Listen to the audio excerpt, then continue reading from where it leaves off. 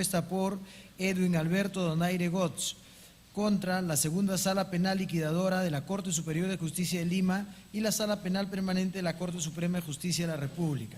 Han solicitado informar oralmente por la parte demandada en representación de la Procuraduría Pública del Poder Judicial el abogado Johnny Hernán Tupayachi Sotomayor.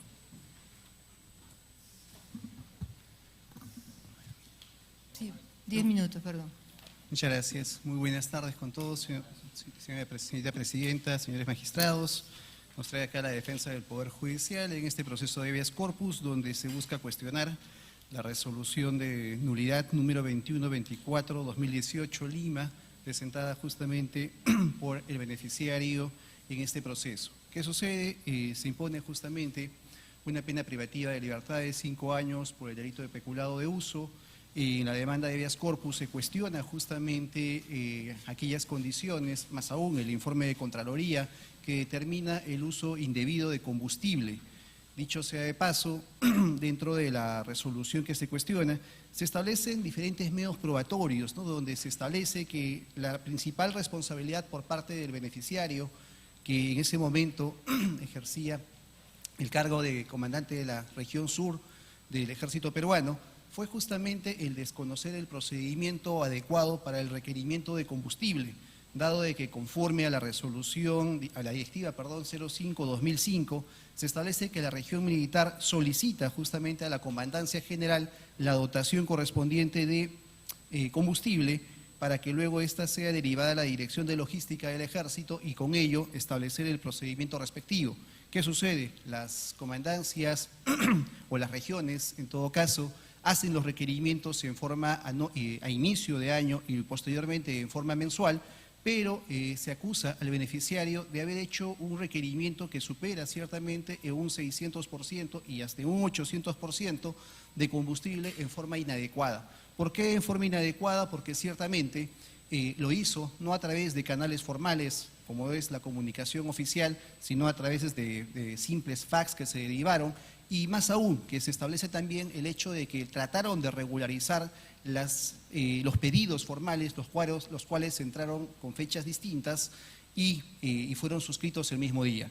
En la resolución que se cuestiona ciertamente se detalla específicamente cuál es el delito cometido, cuáles son las convicciones que se han generado, y ciertamente hay una motivación que denota la responsabilidad penal del hoy beneficiario. Finalmente, señores magistrados, tenemos entendido que el beneficiario ya ha sido excarcelado del centro penitenciario, ya cumplió su prisión, con lo cual la naturaleza de este proceso de habeas corpus ciertamente no tendría sentido, dado de que en su inicio, que fue ya hace 6 años, se cuestionó el proceso penal, pero hoy en día, ya luego de existir la libertad, que es el bien jurídico que alberga el habeas corpus, no tendría sentido tener un fallo sobre el tema de fondo del proceso que se está presentando. Por tales motivos solicitamos a este colegiado desestimar el habeas corpus al encontrar una irreparabilidad, y más aún cuando los sustentos que acreditan en la demanda y en el recurso de agravio ciertamente son de reexamen de la acusación de Contraloría o de los informes de Contraloría, y más no denotan una falta de motivación o logicidad argumentada en la resolución emitida por la Corte Suprema de la República en su sala penal permanente. Muchas gracias. Gracias. Es la única parte. Falta, correcto. En este caso es el único abogado que ha solicitado informar oralmente. Bien, entonces vamos a pasar a la rueda de preguntas, si los hubiere. Señores magistrados. Bien. Gracias. Vista la causa, queda el voto. La siguiente causa es la número 4, expediente 3437, año 2024, proceso de amparo, interpuesta por Partido Político Fuerza Popular contra el fiscal supremo de la Primera Fiscalía Suprema en lo Penal, fiscal provincial del primer despacho de equipo especial de la Fiscalía Supraprovincial Corporativa especializada en delito de corrupción de funcionarios y el Procurador Público del Ministerio Público. Han solicitado informar oralmente por la parte demandante el abogado Alexander Paul Bazán Larco Por la parte demandada, en representación de la Procuraduría Pública del Ministerio Público, el abogado Reinaldo Miranda Wong.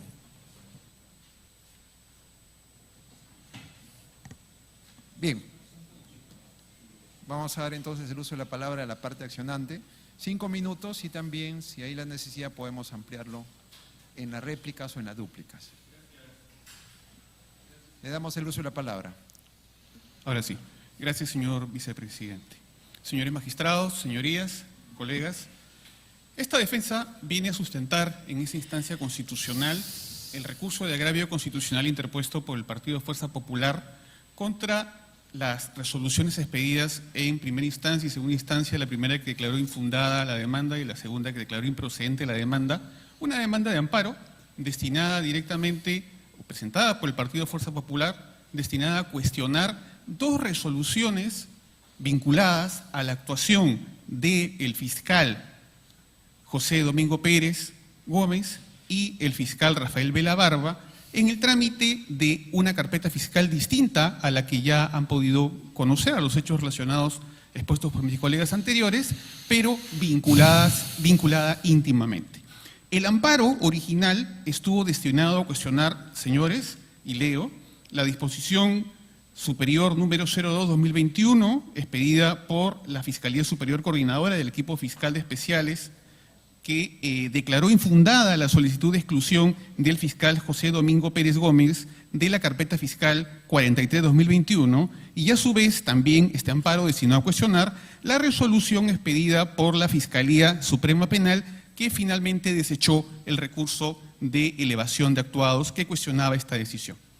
¿Cuál es el meollo del cuestionamiento?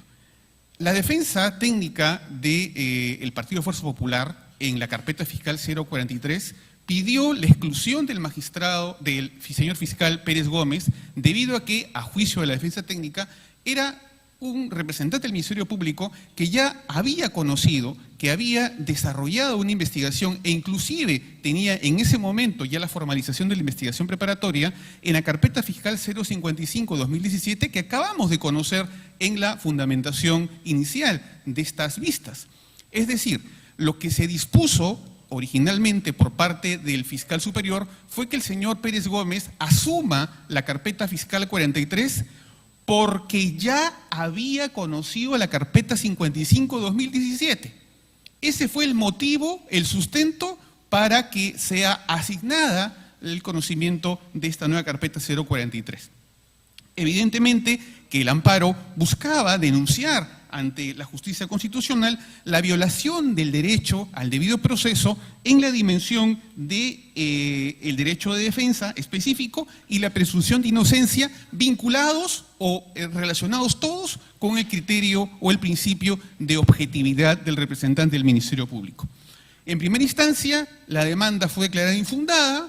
La interpretación que desarrolló el magistrado fue que la defensa había pedido o cuestionaba la motivación de las resoluciones, lo cual no fue el objeto de la demanda, y posteriormente, luego interpuesto el recurso de apelación, señores magistrados, la Sala Superior revoca la sentencia en primera instancia, pero la declara improcedente, argumentando de que no se trataba de un derecho que merezca relevancia constitucional, una afectación que merezca relevancia constitucional. En el transcurso de este tiempo se han suscitado 2 situaciones concretas que podrían quizás ser interpretadas por la parte demandada, por el señor representante de la parte demandada, como una alegación de sustracción de la materia. ¿Qué pasó? El 29 de agosto del 2024, la Fiscalía Superior Coordinadora del Equipo Especial de Fiscales, representada por el señor Rafael Vela Barba, emitió la disposición 1/2024 por la cual excluyó al señor Pérez Gómez de la investigación de la carpeta 043. ¿Y cuál fue el argumento del señor Vela Barba? Pues que el señor Pérez Gómez, bajo la interpretación que este colegiado desarrolló sobre el criterio de objetividad en la sentencia del Tribunal Constitucional 4382-2023, caso precedente Oreguardia, el señor Pérez Gómez habría incurrido en una situación de falta de objetividad en el desempeño de su función fiscal. Es decir, en el transcurso de este tiempo se suscitaron dos hechos: la sentencia del Tribunal Constitucional del caso Oreguardia y el pronunciamiento del fiscal superior.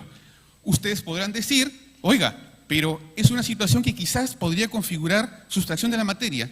Lo cierto es que no, porque todos los hechos, todos los actos de investigación que se desarrollaron durante la etapa de investigación preliminar y hasta antes de la investigación preparatoria están vigentes y se han desarrollado a tal punto de que el señor, con eso concluyo, de que el señor Pérez Gómez remitió en cumplimiento de este mandato, remitió lo actuado a la Fiscalía Especializada en Delito de Lavado de Activos, quien archivó la investigación porque consideró que no había lavado de activos.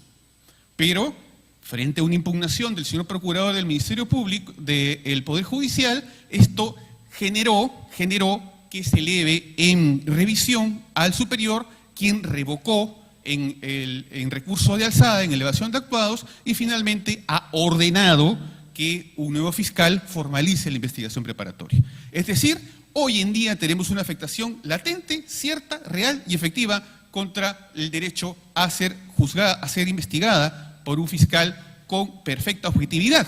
Pero adicionalmente tenemos actos de investigación, señores magistrados, y con eso concluyo, que no han sido declarados nulos. Es decir, se excluyó al señor Pérez Gómez argumentando válidamente la afectación al principio de objetividad, pero los actos de investigación han seguido vigentes. Por ello que, al haber informado de hechos nuevos esta defensa técnica a este Tribunal Constitucional, hemos solicitado que la pretensión de amparo constitucional, al ser amparada, incluya también, salud señora presidenta, presidente, incluya también la declaratoria de nulidad de todo lo actuado en la investigación preparatoria en base al precedente 43-8-2023 del caso Oreguardia. Muchas gracias.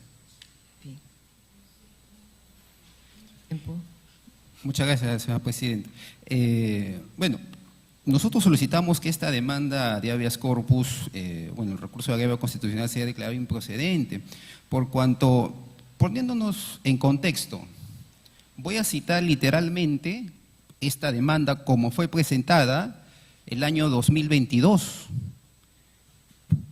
El partido político Fuerza Popular, representado por Aparcana Córdoba María Aurora, solicitó, vía acción de amparo, que se declare nula la disposición fiscal 183-2021, de fecha 7 de octubre del 2021, por la cual se resolvió confirmar la disposición fiscal 02-2021 de la Fiscalía Superior, de fecha 3 de agosto de 2021, por la cual se resolvió declarar infundada la solicitud de exclusión del fiscal provincial José Domingo Pérez del conocimiento de las diligencias preliminares de la carpeta 2021-43. Y como segunda pretensión, se declare fundado el pedido de exclusión solicitado del fiscal provincial José Domingo Pérez del conocimiento de las diligencias preliminares de la carpeta 2021-43. En resumen, lo que pretendían en el año 2022, según su acción de amparo, era excluir al fiscal Domingo Pérez de la carpeta 2021-43. Y la razón principal de esta demanda de amparo era que el fiscal provincial tenía actuaciones parcializadas, desproporcionadas y tendientes al partido político Fuerza Popular. Ese era su principal argumento, o en resumen, o en pocas palabras, era excluir al fiscal José Domingo Pérez de la carpeta fiscal 2021-43. Y se cuestionaba tanto la disposición del fiscal superior como también de la disposición del fiscal supremo. Y ambas disposiciones fueron analizadas en doble instancia en el Poder Judicial, y el Poder Judicial estableció que ambas disposiciones contaban con una debida motivación. Si uno puede ver de la sentencia emitida por la Tercera Sala Constitucional de Lima, la resolución 2 de fecha 16 de julio del 2024, hace una exposición clara por qué las razones de la decisión del fiscal supremo, que es al final la que tiene la condición de firme, y por qué debería permanecer el señor fiscal Domingo Pérez en ese tiempo a cargo de la carpeta 43. Y efectivamente, como nos ha afirmado la parte demandante, tengo acá la disposición 1-2024, del 29 de agosto del 2024, recaída en la carpeta 43-2021, emitida por el fiscal superior coordinador del equipo especial de fiscales, emitida por el doctor Rafael Ernesto Vela Barba, en donde declara excluir de manera excepcional al fiscal provincial José Domingo Pérez del conocimiento y trámite de la investigación fiscal 43-2021, en consonancia con lo expuesto por el Tribunal Constitucional en el expediente 4382-2023, proceso de amparo. Esta carpeta 43, mediante oficio 2463-2024, de fecha 6 de septiembre, fue remitida a la doctora Manuela Rosa Villar Ramírez, fiscal provincial penal de la Fiscalía Supraprovincial Corporativa especializada en delito de lavado de activos, segundo despacho, en donde se le remite toda la carpeta 43 que es materia de cuestionamiento. Ahora, inclusive se le notifica al abogado de la defensa técnica de los investigados el 6 de septiembre del 2024 la disposición 1. Por lo tanto, a lo que se quiere llegar es, si pedían la exclusión del señor fiscal José Domingo Pérez de la carpeta 43-2021, y esa es su pretensión, su petitorio original, y eso ya se realizó, el fiscal provincial ya no está a cargo, José Domingo Pérez ya no está a cargo de esa carpeta. Ahora se nos dice la parte demandante que no, ya no es suficiente con la exclusión, sino también quiero modificar mi petitorio original, que yo quiero que se anule toda la investigación. Pero eso no fue materia de la demanda, del petitorio de la demanda, ni siquiera en su recurso de apelación, ni siquiera lo habrá citado en su recurso de agravio, porque entonces nos está cambiando los argumentos. En todo caso, si la parte demandante considera que existe alguna objeción procesal, tiene los mecanismos técnicos, pero en este caso ya para presentarlo a nivel de la investigación o en el proceso penal, pero presentarlo ante la fiscal competente, que es la doctora Manuela Rosa Villar Ramírez, que es la que actualmente tiene la carpeta 43-2021. Ya no está a cargo, ya se le excluyó al señor fiscal José Domingo Pérez. Y en ese sentido, y siguiendo el criterio jurisprudencial también del Tribunal Constitucional, esta demanda ya deviene improcedente y lo presentaremos por escrito las disposiciones fiscales. Muchas gracias, señor presidente. Muy bien, 3 minutos para la réplica.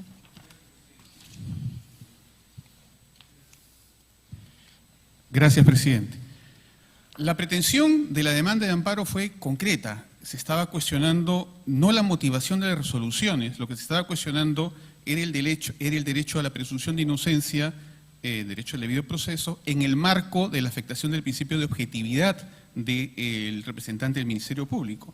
Evidentemente que al ampararse la demanda, no tan solo el Tribunal Constitucional o el Juzgado Constitucional, si es que declaraban fundada la demanda, iban a decir sí, hubo una violación del derecho al derecho al principio de objetividad de parte del representante del Ministerio Público. No se iban a quedar allí. La consecuencia evidente y necesaria era la declaración de la nulidad de los actos desarrollados por un fiscal afectado en su objetividad. Sería absurdo pensar que no sea así.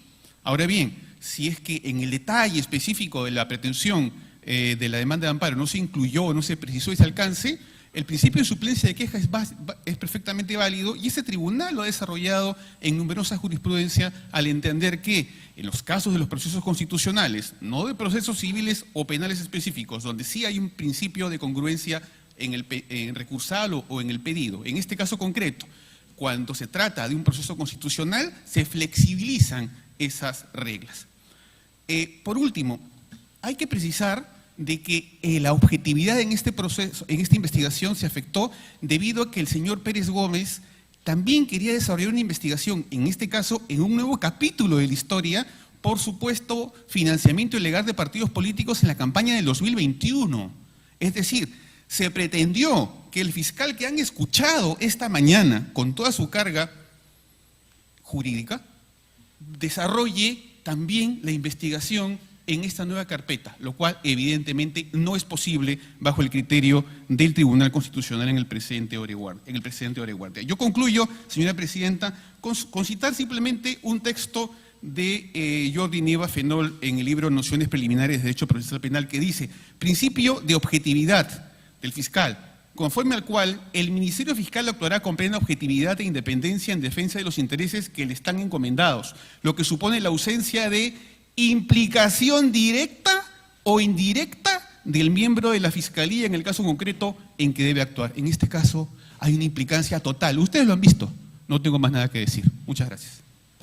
Igual al mismo tiempo para la dúplica. Gracias, señora presidenta. Solamente me remito a su petitorio, y así está desarrollado por la sentencia de primera y segunda instancia en el Poder Judicial. Ellos piden literalmente que se declare fundado el pedido de exclusión solicitado del fiscal provincial José Domingo Pérez del conocimiento de diligencias preliminares de la carpeta 2021-43. Ese era su petitorio al final, que se le excluya al fiscal José Domingo Pérez de la carpeta 2021-43. No pusieron más petitorio, no pusieron algo más, no dijeron quiero que se declare nulo todos los actos que ha realizado y los actos que vaya a realizar en el futuro. No, no lo pusieron, solamente querían apartarlo de la carpeta 2021-43 al fiscal José Domingo Pérez. Y eso ya lo realizó el fiscal superior Vela.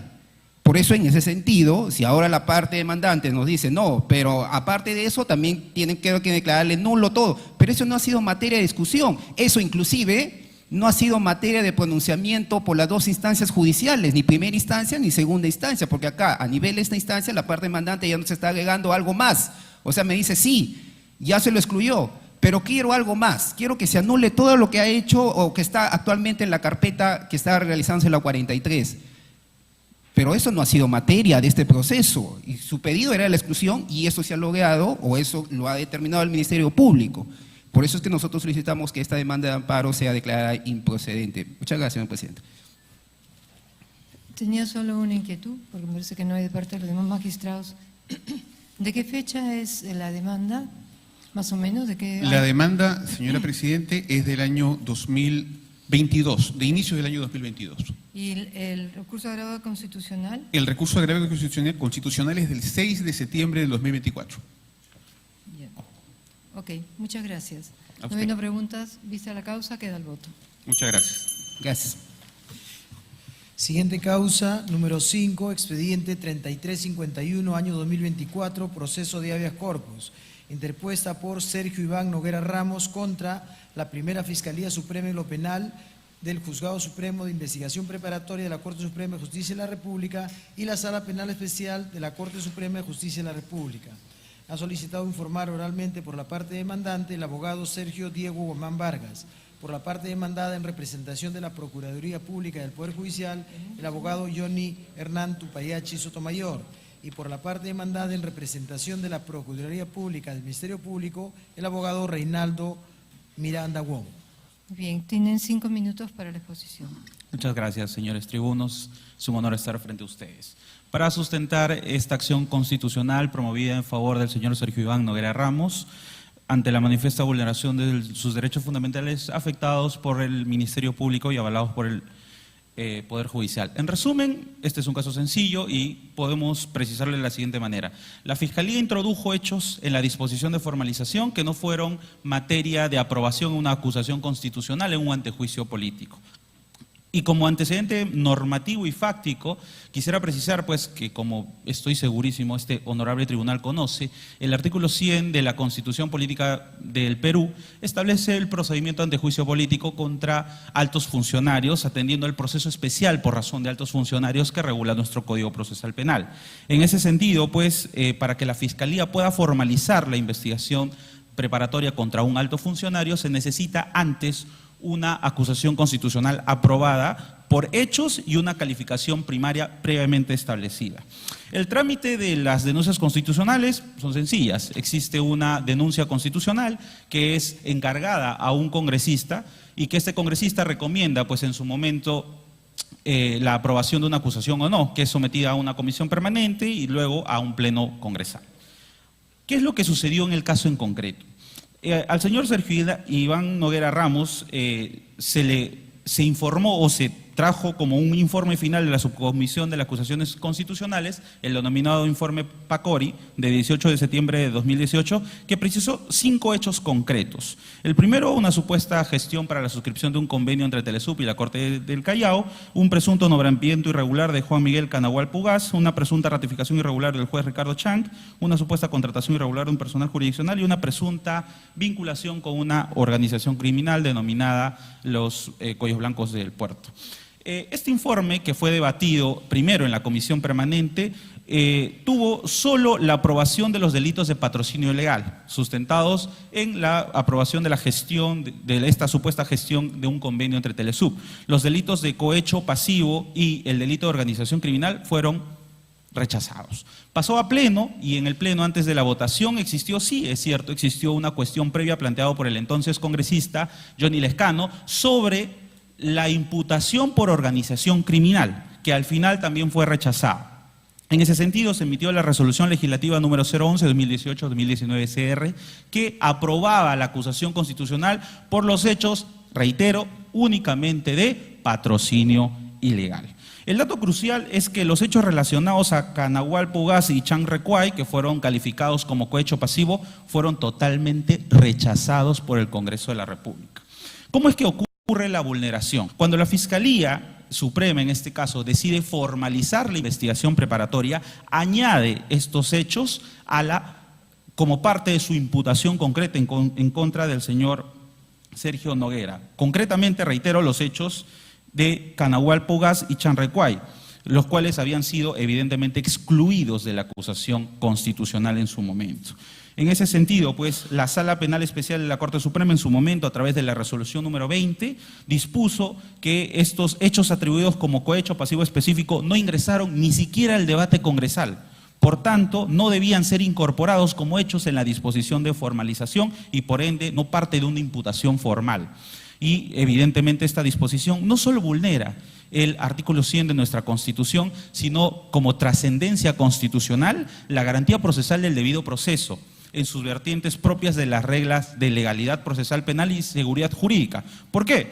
Porque el Código Procesal Penal establece en su artículo 450, en los procesos por razón de función pública, en procesos contra altos funcionarios, que la Fiscalía únicamente puede formalizar hechos cuando el antejuicio político los haya fijado como tales. Si no, evidentemente la Fiscalía no tiene la autorización para hacer. Y en caso quiera hacerlo, ¿qué es lo que tiene que promover? Una nueva denuncia constitucional para obtener así la habilitación respectiva. Por tanto, el petitorio concreto que recurre a esta defensa es, primero, que se declare fundada evidentemente esta acción constitucional promovida a favor del señor Sergio Iván Noguera Ramos. En segunda, ordenar la exclusión de estos hechos relativos con los casos Canahualpo Gas y Chan Recuay de la disposición de formalización y por tanto se tengan por inexistentes. Y en tercero, disponer que el Ministerio Público se ciña estrictamente a los hechos propuestos por el Congreso, porque solo así podremos garantizar un juicio justo contra el señor Sergio Noguera. Muchísimas gracias. Tiene el mismo tiempo. Muchas gracias, señora presidenta. Nuevamente, en representación del Poder Judicial. Cuando se resuelve este caso dentro de la primera y segunda instancia del Poder Judicial, se establece como criterio principal el hecho de que la pretensión que se tenía no se sustentaba en un derecho fundamental. Vale decir, el habeas corpus nosotros sabemos que resguarda el derecho a la libertad. Al momento que se plantea la demanda, no existía ningún tipo de amenaza o vulneración a la libertad, ciertamente, por lo cual ese fue uno de los primeros criterios que se utilizó para la desestimación de la demanda. Pero también hay que tener en cuenta, señores magistrados, que lo que señala el colega no es del todo cierto. ¿Por qué? Porque si revisamos las resoluciones que se cuestiona, si bien es cierto existe una disposición fiscal que da inicio a una investigación preparatoria, como bien establece el propio Código Procesal Penal en el artículo 450, esta puede ser sujeta a un control para luego iniciar la formalización de la investigación preparatoria, situación de que se ha desarrollado justamente o ha sido solicitada por la parte beneficiaria y hasta en dos oportunidades. La primera se da justamente en el expediente 06-2018, donde se deniega justamente este pedido, las observaciones que hoy en día traigan al cuestionamiento en este proceso constitucional, pero que ciertamente al recibir negativa por parte de la Corte Suprema, consiente la resolución, no la cuestiona. Y nuevamente, en una segunda oportunidad, hace el requerimiento posterior y donde ciertamente no apela a la resolución en su momento y apela a la denegatoria y es donde obtiene una respuesta negativa del Poder Judicial. Vale decir que los cuestionamientos que se han desarrollado o la pretensión de la modificación y todo lo demás que puede señalar, ciertamente ya han sido debatidos en sede judicial, donde tuvo la oportunidad, conforme establece el artículo 450, de poder haber hecho el cuestionamiento en su momento, pero ciertamente no lo realizó, consintiendo justamente la tipificación correspondiente. Por otra parte, ciertamente, hoy en día, si es que existe una privación de la libertad, esto ya corresponde a situaciones distintas, no necesariamente a la resolución que se está cuestionando. ¿Y esto por qué? Porque podemos apreciar que indistintamente de la resolución legislativa 011-2018-2019, que da inicio justamente al proceso por patrocinio ilegal, que se aprueba, que se publica el 6 de octubre del 2018, posteriormente se emite una resolución legislativa, la 014-2020-2021, en el interregno parlamentario, donde ya se aprueba justamente la tipificación de los delitos de organización criminal y cohecho pasivo tipificado en los artículos 317 y 395 del Código Penal. Ciertamente entendemos que la privación de la libertad que hoy en día pudiese existir se basa justamente en la segunda resolución y no en la primera, que se cuestiona con este habeas corpus que se inició ya hace muchos años atrás. Entendiendo que la pretensión no carece, obviamente, o en su momento, no se sustentó en una afectación directa a un proceso, a un derecho fundamental como es la libertad, y más aún si es que el cuestionamiento pudo haber sido dentro del ámbito de la motivación de la resolución o la afectación al debido proceso, ciertamente el proceso de habeas corpus no es la vía correspondiente, por lo cual solicitamos se desestime el presente recurso de agravio. Línea de réplica, ¿no? Ya ha tenido réplica, ¿no? Tiene usted 3 minutos para la réplica. Muchas gracias, señora presidenta. Entiendo que los cuestionamientos son por improcedencia en este caso. Cabe precisar que el habeas corpus que nosotros justificamos, y me permito precisar, es uno conexo, atendiendo a que existen derechos que se ven afectados como el debido proceso, cuya jurisprudencia del TCI es abundante que justifica ello. Así que voy a centrarme en la fundabilidad. No es correcto precisar que los delitos de cohecho hayan sido aprobados por el Congreso de la República, y para eso nosotros hemos cumplido con adjuntar todas las actas de los debates congresales en las que se precisa qué hechos han sido correctamente aprobados tanto por la Comisión Permanente como por el Congreso de la República. Y reitero, lo único que se aprobó fue el patrocinio ilegal, que nosotros entendemos bien que la calificación es primaria, existe incluso un procedimiento de recalificación de la calificación que brinda el Congreso. Entonces, ese no es el tema de discusión aquí, sino los hechos que se incorporan, porque se deben incorporar, o concretamente formalizar, los hechos que han sido aprobados por el Pleno del Congreso, más no los que han sido debatidos. Y la precisión congresal de la resolución 2020-2021 lo que precisa es eso. Esto fue debatido en la Comisión Permanente y esto fue debatido en el Pleno Congresal, pero no justificando su incorporación sobre los hechos que estoy dando cuenta, que son cohecho pasivo específico. ¿Correcto? Sin más que decir, esta defensa ratifica la postura enervada. Gracias. 3 minutos. Muy bien, muchas gracias, señora magistrada. Los derechos de connotación procesal, el propio Tribunal Constitucional ha señalado de que pueden ser pasibles y deben ser protegidos en primera instancia por el Poder Judicial. Dentro del ámbito del proceso penal existe justamente la audiencia de tutela de derechos. Reitero, ha recurrido 2 veces a cuestionar los mismos argumentos en audiencia de tutela de derechos y lamentablemente por X situaciones que pudiera responsabilizarse quizás al abogado, no hizo ejercicio de su derecho de apelación cuando obviamente tuvo la respuesta oportuna por parte del Poder Judicial en torno a esta situación que se ha generado.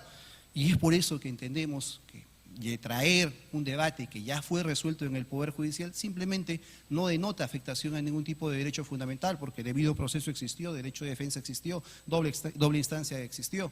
El hecho de que no haya sido recurrido oportunamente, eso exime ciertamente a lo que es la judicatura judicial.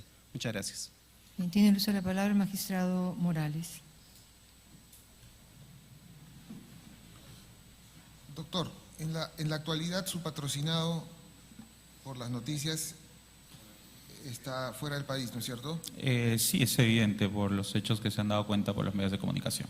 Y entonces él está en libertad, ¿cuál es su situación jurídica? No tengo la precisión concreta ahora y consideraría que no tendría relevancia para la discusión de ahora. La verdad es que no tengo el dato concreto para podérselo precisar. Mire, usted limítese a contestar mis preguntas, o sea, no me diga si está relevante o no es relevante. Si yo estoy preguntando algo, estoy formándome un juicio. Sí, se lo estoy contestando. No Entonces- tengo el entonces dato no me- concreto. No me puede decir que no es relevante para ver la Sí, causa. Yo puedo disculpe. tengo el derecho de preguntar también, ¿no? Salvo que usted me diga qué es lo que quiere que le pregunte, ¿no? No, en Ah, absoluto, ya, entonces, sí, señor magistrado. ya, segunda cuestión.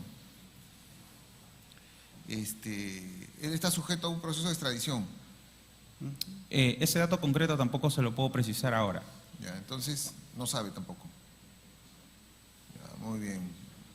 Bueno, tiene que prepararse bien, pues, porque no está haciendo una defensa que, desde mi punto de vista, si le estoy preguntando, no, usted dice, no sé, entonces tiene que prepararse para este caso.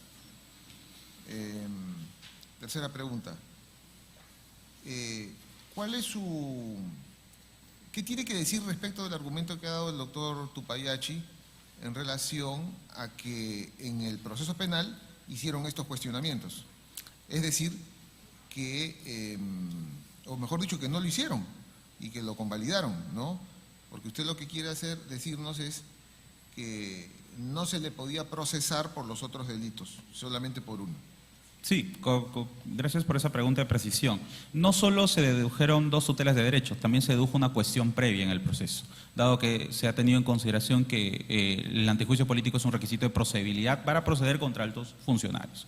Entonces, el agotamiento de los medios técnicos de defensa ordinarios acaban con la deducción, más no con la impugnación. La impugnación es una condición de ya el derecho que el justiciable pueda o no pueda tomarlo, pero no es una condición para poder agotar el medio técnico utilizado. ¿Se recurrieron en tutelas? Correcto. ¿Se recurrieron en cuestiones previas? Correcto, que fueron desestimadas, evidentemente. La defensa que se ha ejercido en su momento, que pudo no haber considerado impugnar por tal vez deducir una tutela adicional o acudir en cuestión previa y no retrasar el incidente, no termina por acabar en que por no cuestionarlo hemos perdido, no, en absoluto. Es por eso que recurrimos a la justicia constitucional, porque los medios procesales ordinarios ya han sido utilizados y como no han sido satisfactorios es que acudimos a la justicia constitucional. Doctor Tupayachi, usted acepta, bueno, usted ha hecho una defensa en relación a la parte eminentemente procesal, pero vayamos un poquito al fondo. En el caso de las acusaciones constitucionales, el Congreso es el que aprueba por qué delito se le debe procesar. Correcto. ¿No? Y entonces lo que señala el demandante, el abogado del demandante, es que en este caso se aprobó por un delito, por un tipo, o por un delito y por unos determinados hechos, y se le está juzgando por otro hecho o por otros hechos. Entonces, con ese criterio, la opinión del Congreso no vale nada. No, a ver, dos puntos, doctor. El primero, que ciertamente, contestando un poco, aprovechando la oportunidad para contestar lo que dice el colega, en el ámbito del proceso penal, doctor, se dio la oportunidad justamente para el cuestionamiento de este tipo de situación. Y lo que, o esa inactividad justamente por parte del abogado, no denota responsabilidad del Poder Judicial. Respondiendo a su pregunta, ciertamente lo que sí resuelve la Corte Suprema en el Juzgado de Investigación Preparatoria, y sobre todo en la Resolución 4/2018, es de que esos adicionales no habían sido tomados en consideración para la primera investigación que se lleva. ¿Por qué? Porque, como señalé hace un momento, existen 2 acusaciones constitucionales. Ojo, 2 acusaciones constitucionales que se están llevando en contra del beneficiario. La primera es justamente sobre el cohecho y ya la segunda es por crimen organizado y otro delito más. O sea, hay otra. Sí, son 2. Son 2 resoluciones legislativas, doctor. Entonces, por eso de que lo que está buscando el colega en este caso es retrotraer el hecho a una situación donde ciertamente estábamos al inicio de una etapa de investigación preliminar. Ni siquiera estábamos en la etapa de juzgamiento y donde ciertamente, como señalé hace un momento, en la audiencia de tutela de derechos pudo haber cuestionado si es que hubo modificaciones o no, pero ciertamente estas fueron resueltas y desestimadas. Muy bien, doctor, dice que sí existe. Sí, Dice, hay una denuncia constitucional por el otro delito. El dato Entonces, postulado lo que es usted dice, por organización criminal. Por organización criminal. Nosotros estamos consignando cohecho respecto de la resolución legislativa número 14/2018-2019. Muy bien. Sí, el magistrado, perdón. Rápidamente nada más, doctor Tupayachi. El antejuicio político es un mecanismo que contempla una garantía esencial para la función de los altos funcionarios, ¿no? Y el Código Procesal Constitucional, tan es así, usted que tiene su edición de Código Procesal Constitucional, que compite con el mío, garantiza el derecho al antejuicio político de los altos funcionarios, y entiendo que el beneficiario, en el momento que es el imputado, ha sido alto funcionario, ¿no? Entonces, el vehículo para poder incoar un mecanismo como este, pues, está premunido de garantías porque es un alto dignatario. Si al alto dignatario en el procesamiento se le ha habilitado un delito, el hecho de que se le manipule la habilitación del delito, técnicamente no terminaría anulando esa garantía constitucional. O sea, no correspondería en todo caso la ampliación de la figura delictiva a través de una ampliación de denuncia constitucional o una nueva denuncia constitucional. O sea, no estaríamos, con esto termino, no estaríamos quebrando esa garantía que no solamente es el código, no es el Código Procesal Penal ni el Código Procesal Constitucional, es la Constitución la que establece que al funcionario, que a ese funcionario que está entregando también una labor, se le garantice un determinado parámetro para poder ejercer su rol y su función. Esa es mi pregunta. Justamente en la resolución 04-2018-26-501, en el fundamento séptimo, se establece que mediante resolución 29 del 27 de marzo de 2019, se aprobó la disposición 21 que declara nula justamente la resolución donde se había establecido el agregado correspondiente. Por eso de que resuelven justamente señalando que ya sobre este punto ya había pronunciamiento desestimando. ¿Se ha anulado la investigación por el delito de cohecho? No se llevó. No se llevó. Por eso le digo, hay dos investigaciones. No, pero acá estamos hablando concretamente del cohecho, ¿no? Doctor, ¿es así? No, señor juez. Por eso, acá hablamos de que se le varía de patrocinio ilegal a cohecho.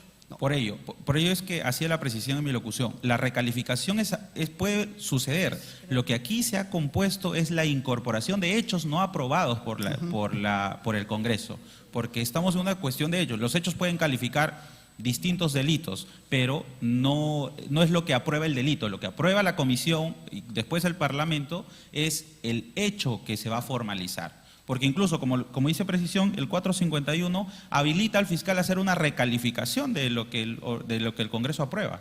Entonces, no es correcto lo que precisa el doctor. Doctor, leo literalmente el fundamento. Frente a la argumentación debemos precisar que efectivamente la Sala Penal Especial, mediante la resolución antes mencionada, resolvió declarar nula la resolución número 29 del 27 de marzo de 2019, emitida por este órgano jurisdiccional, mediante la cual se aprobó la disposición 21 del 12 de marzo de 2019, a través de la cual se modificó la tipificación de los hechos imputados.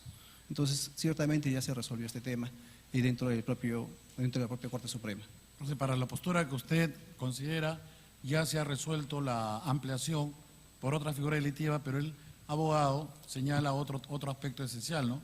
Que los hechos, ¿no? Y ahí también hay una cuestión que tendremos que dilucidar por el sentido de la naturaleza del antejuicio de los aforados, que los hechos serían distintos materialmente a los que está incoando la justicia.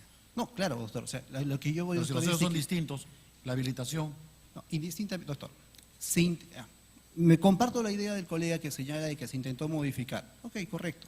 Pero justamente en el control que se hace se determina de que esta medida, de ese agregado... ¿Usted reconoce entonces que se intentó modificar? Claro, y justamente la resolución acá señala de que se ha desestimado la resolución que tuvo tal mérito. Por eso es de que se estima la pretensión. Conforme. El magistrado Hernández. Sí, lo que quería preguntar inicialmente, ya lo abordó el magistrado Gutiérrez, solamente una precisión respecto a la resolución legislativa 14, ¿cómo quedó el procedimiento, digamos, ordinario, penal? La resolución 14, que es materia de cuestionamiento, sigue todavía en curso el proceso. ¿Esta es específicamente por organización criminal y cohecho? Correcto. ¿Entiendo que es así? Así es, sí, correcto, porque hubo una recalificación del delito de patrocinio ilegal, es correcto. Claro, o sea, claro, pero hubieron, digamos, unos 3 años de proceso, entiendo. ¿Por patrocinio ilegal? ¿No? Sí, claro, correcto. por patrocinio ilegal, donde se incorporaron una calificación que no había sido habilitada. Es un poco más o menos el razonamiento que en la posición de la Procuraduría ya se corrigió. Sí, justamente como digo, dentro de los medios probatorios que ha presentado la parte contraria está tal Perfecto. resolución. Gracias, presidente. No habiendo más preguntas, vista la causa, queda el voto. Muchas Gracias. gracias.